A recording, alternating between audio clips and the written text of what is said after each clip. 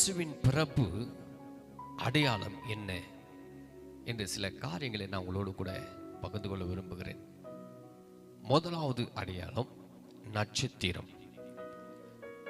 மத்தேயு சுவிசேஷத்தில் 2:2 வாசிக்கும்போது அவருடைய நட்சத்திரத்தை கண்டு அவரை பணிந்து கொள்ள வந்தோம் என்றார்கள். சாஸ்திரிகள், ஏரோது ராஜா எல்லாரும் இயேசுவை பார்க்க எல்லாரும் அந்த இடத்துல வந்த பொழுது அந்த இயேசு கிறிஸ்துவுடைய அந்த அடையாளத்தை காண்பிக்க ஒரு நட்சத்திரம் அவர்களை முன்பாக சென்றது. 9ஆம் வசனத்தில் நீங்க வாசிக்கும் பொழுது, இதோ அவர்கள் கிழக்கே கண்ட நட்சத்திரம் இருந்த ஸ்தலத்தின் மேல் வந்து நிற்கும் வரைக்கும் அவர்களுக்கு முன் சென்றது.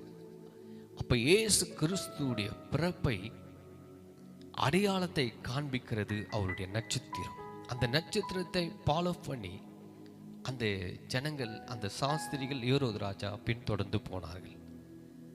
10ஆம் வசனம் சொல்லுகிறது, அந்த நட்சத்திரத்தை கண்ட பொழுது மிகுந்த ஆனந்தம், சந்தோஷம் அடைந்தார்கள் என்று. அல்லேலூயா. அப்போ முதல்ல இயேசு பிறப்பு அடையாளம் நட்சத்திரமாய் இருக்கிற. இரண்டாவது, பெத்லகேமிலே இயேசு பிறப்பார் என்று 5ஆவது வசனத்திலே அது சொல்லப்படுகிறது.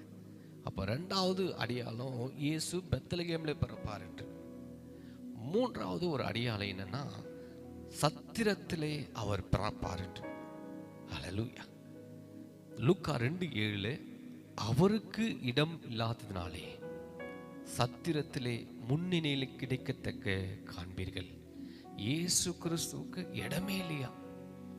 அப்போ ஆண்டவர் அந்த இடத்துல ஒரு மாட்டு தொழுவத்தில் அவர் பிறந்திருக்கிறார். அப்போ அந்த அடையாளம்னா சத்திரத்தில் அவர் பிறந்தார்.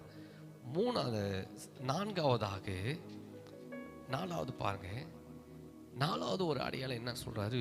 பிள்ளையை துணிகளில் சுற்றி இருப்பதை, அதுவே ஒரு அடையாளம். லூக்கா 2:12 வாசிக்கும் பொழுது, பிள்ளையை துணிகளை சுற்றி முன்னிலை கிடைத்திருக்க காண்பீர்கள், இதுவே உங்களுக்கு அடையாளம் என்றார். இது யார் சொன்னது என்றால், ஒரு தேவ தூதன் சொல்லுகிறார். அல்லேலூயா.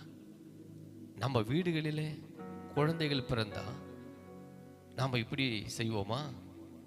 நல்ல ஒரு இடம் பார்ப்போம், நல்ல துணிகளை எடுப்போம், எல்லாருக்கும் விருந்து கூப்பிடுவோம்.